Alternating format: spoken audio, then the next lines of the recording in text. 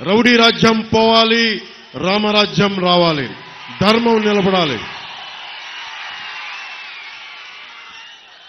ఇందాక తణుకులో నేను ఆఖరణ మాట్లాడాను. మనకి అనుభవం కూటమి ప్రభుత్వం ఏం చేయబోతుంది, ఎలాంటి కార్యక్రమాలు ఉంటాయి, ఎలాంటి సంక్షేమ కార్యక్రమాలు ఉంటాయి, వీటన్నిటినీ ముఖ్యమంత్రిగా సుదీర్ఘమైన అనుభవం ఉన్న చంద్రబాబు గారు నేను మాట్లాడిన తర్వాత వారి అనుభవంతో చాలా లోతుగా విశ్లేషణతో వారు మనకి మీతో మాట్లాడతారు. దానికి ముందు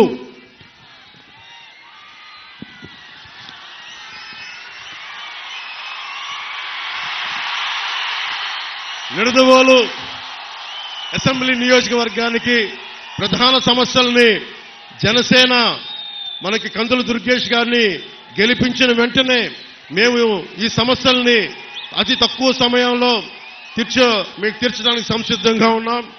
చిన్న కాశీ రేవుకి వెళ్లే మార్గాన్ని పునరుద్ధరణ చేయడం, నిడదవోల్లో 100 పడకల ఆసుపత్రి నిర్మాణాన్ని పూర్తి చేయడం, నిడదవోలు పట్టణంలో మనం ఎదుర్కొంటున్న డంపింగ్ యార్డ్ సమస్యని అత్యంత తక్కువ కాలంలో పరిష్కారం చేయటం, గోదావరి జలాల్ని నిడదవోలు పట్టణ ప్రజలకి అందేలా చర్య తీసుకోవటం, స్వచ్ఛమైన నీటిని ప్రజలకు అందించడం, ముఖ్యంగా యువతకి ఒక ఇండోర్ స్టేడియాన్ని నిర్మించడం,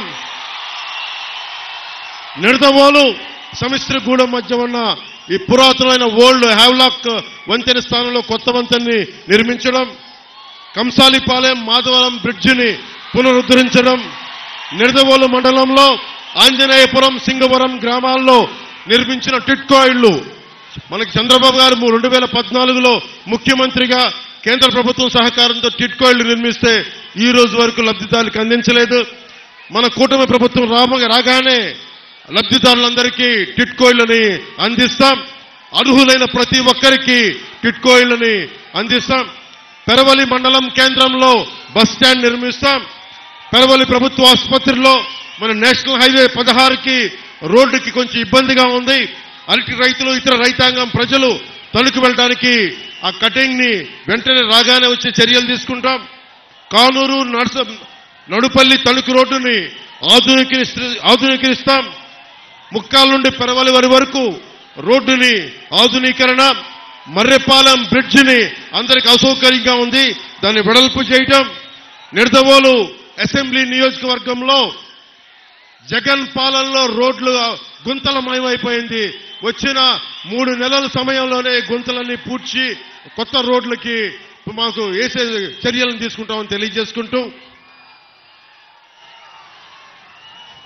జనసేన టీడీపీ బీజేపీ కూటమి చేపట్టబోయే ముఖ్య కార్యక్రమాల్లో ప్రతి చేతికి పని, ప్రతి చేనుకు నీరు, ఇదే జనసేన టీడీపీ బీజేపీ కూటమి లక్ష్యం.